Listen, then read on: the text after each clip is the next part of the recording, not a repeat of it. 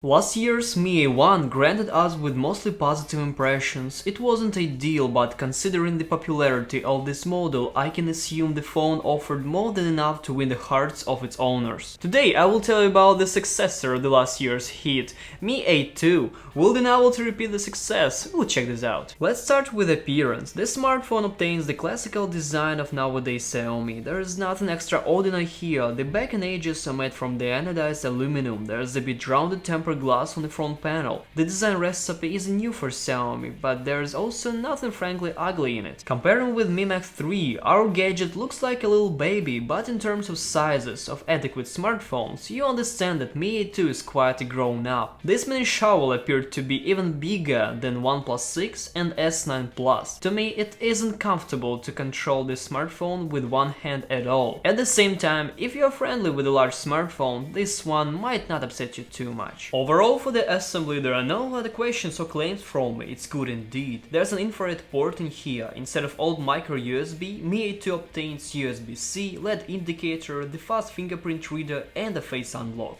How much more would you need for the happiness? And now, something about solid flaws. Why the heck this Xiaomi smartphone doesn't have the memory card slot? Why the cameras stick out so much? Where the damn is NFC and mini jack? I'm not looking at the iPhone, am I? To hell with your special adapter. The question is, why? Do not do that, guys. Let's move on. The screen. Here we have 5.99-inch IPS LCD Full HD Plus matrix. The picture is pleasant in sharpness, colors are adequate. Viewing angles aren't the best, readability fails under extreme rotations, however I'll point out that it is okay for this kind of panels. Mi A2 is not the champion both in the maximum and the minimum ranges of display brightness, but be sure, in the day practice these flaws won't be noticeable. The sound speaker here shouts truly out loud. Be sure to forget the missed incoming calls and alarms. It's also quite crispy in terms of watching the movie. With the sound in headphones there is only one trouble, need for adapter. For the rest, the volume range is enough, all the details are in the best traditions of Xiaomi. Unless you hear all, then you'll hear a lot. The highest or middle levels don't bring a sadness, the best is a little popped up.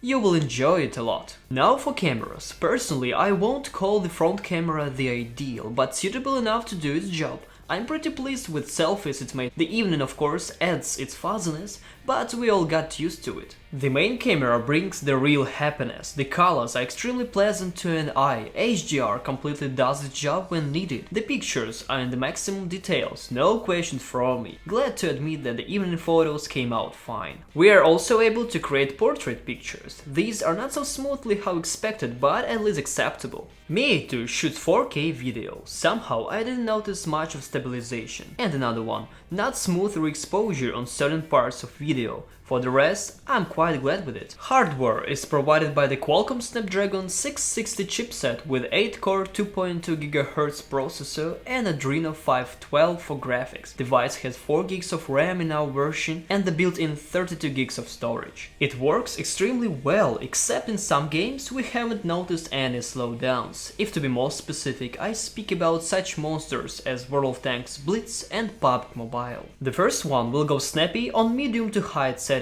here, thus it's possible to count up to 50 FPS at the moments of an epic battles. PUBG also automatically puts the medium settings and did the best it can. Benchmark tests awarded our guests with such quantity scores. To whom it's necessary, put on pause and examine the screens. Mi A2 is fitted from the battery with 3000 mAh. It can give us approximately a day of usage in case of average loads. If you're gonna use LTE connection only for a need, not to be fond of games and use auto brightness, I'm more than sure that it can secure for you up to 2 days without a charge. By the way, the charging time from 0 to 100 with the native cable and the adapter takes about 1 hour and 40 minutes. And finally the software. The smartphone is a part of the Android One program, which means that it will receive the software update for the next 2 years as it goes on sale. For now, that version of OS is 8.10. The system is frankly naked. There are only the most necessary features from Google, plus a couple of Xiaomi apps. In my humble opinion, that's even more than expected. What's the conclusion? To start with the price. Today this guy costs from $210, not much at all. Mi A2 shows nothing terrible except the missing mini jack. Everything is quite good, or at least enough to work fine. If you want to get a device on a pure Android from a proven brand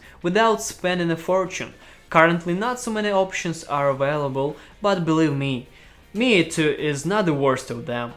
The links on the stores where you can purchase this phone are in the description down below. Thank you so much for watching and see you next time.